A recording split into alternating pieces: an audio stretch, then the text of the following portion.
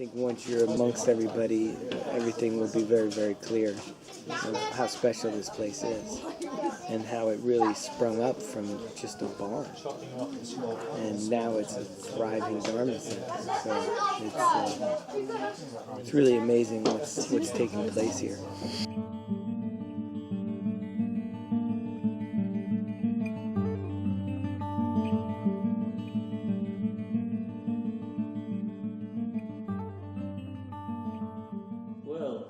It's a kind of long, almost shaggy dog story, you could say. But originally Rinpoche had wanted to make Sakya centres to express his kind of devotion to His Holiness.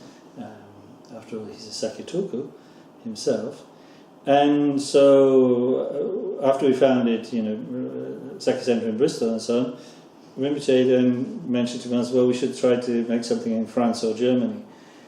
And then it really kind of by happenstance it came about that we had the chance to make something here. Why here specifically? Well, because actually in the mid-70s Dharma came to the Dordogne in a big way with the extraordinarily generous gift of essentially an entire hillside to His Holiness the 16th Karmapa, Dunjam Rinpoche and Dingo Chensen Rinpoche. And so they made their Kagyu and Nyingma centres up there, and a kind of flourishing Buddhist culture, grew up over there on the Côte du Jord. So I knew that was there, and I thought, well, Dordogne has got that, it's got some Buddhist culture, and it's much cheaper to buy property there than it is in England.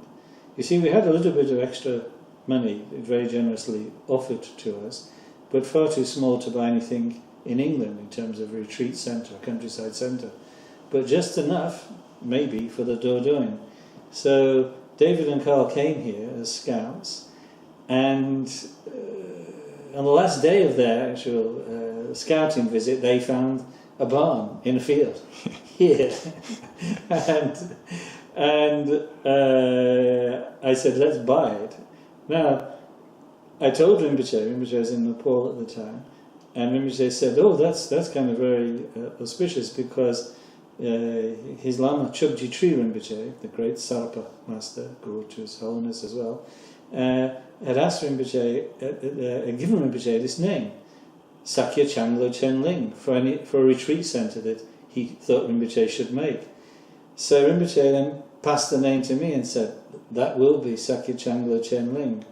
Changlochen, of course, is the name of the Pure Land of Vajrapani, the great bodhisattva and guardian of the tantras.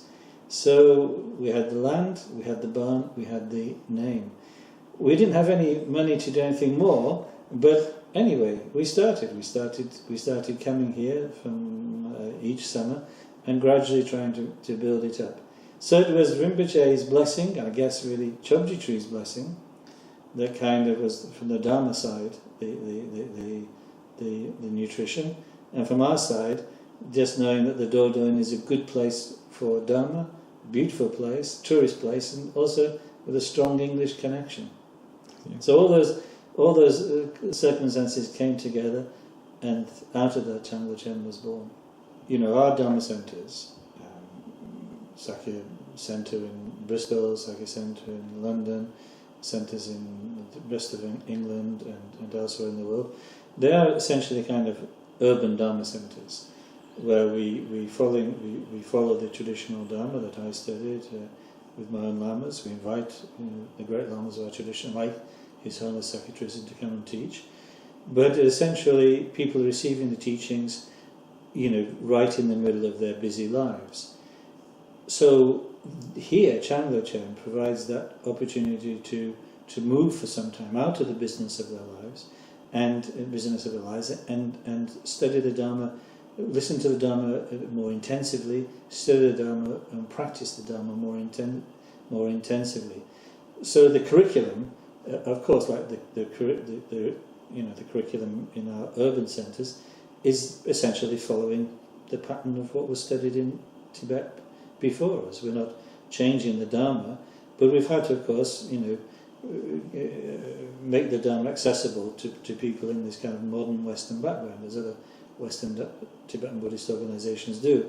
So here's a chance for people to come together and be a community together for a few weeks, and that makes there's a wonderful difference in kind of taking people's understanding and practice of the Dharma to a deeper level, which then nourishes the roots of their growth in Dharma and allows them, to go back to the urban busyness and their families and responsibilities and the rest of it, refreshed and invigorated in their Dharma practice. People go back from here with a sharper and deeper understanding of the Dharma that they've been studying back in their local centres, and also a sharper sense of what it is to be in a Sangha, what it is to be part of a practicing Dharma community. So it's like I regard it by now it's become a kind of indispensable part of our wider activities. So that's why we have people here from all corners of our Dharma community, from Mexico through to Bulgaria, through Germany, Portugal, France, England, you name it. And now His Holiness has been, as our secretary's in, our Dharma Master has been, we fully expect to welcome many more people, both from within our Dharma community and from outside our Dharma community, because it is for the Sakya tradition as a whole that we made this centre here in this part of France. Another thing I'd say is, of course, that one dimension of the centre we're going to be developing more in years to come is the retreat side of it. I mean, we do run the retreats here every summer, but we anticipate running more retreats, both kind of group retreats. We've already started with one or two extra ones each year, but also in the longer term to have individual retreats for serious practitioners. That's very much on our agenda for the coming years.